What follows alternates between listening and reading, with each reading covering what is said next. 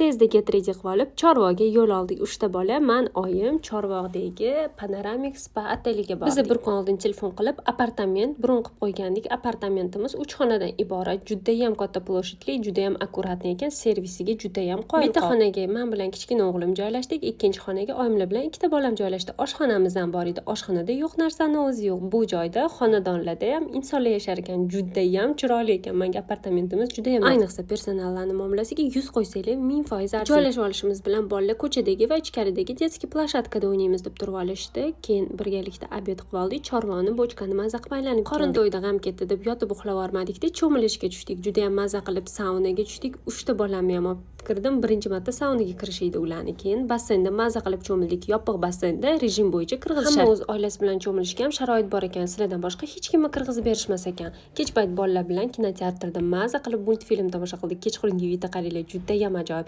Ertalab esa shunaqa shirin shvedskiy stol berishadi. Kuxnyaga yuz qo'ydim. Oyim rosa ham duo qildilar. Juda ham maza qilib dam oldik. 2 kun qanaqa o'tganini bilmay qoldik. Bu yoqqa kim olib kelgan bo'lardinglar? Men yana bir marta oyim bilan, oilam bilan birga kelgan bo'lardim. Shanba yakshanbani yana maroqli o'tkazish uchun yana joy bron qilib qo'ydik.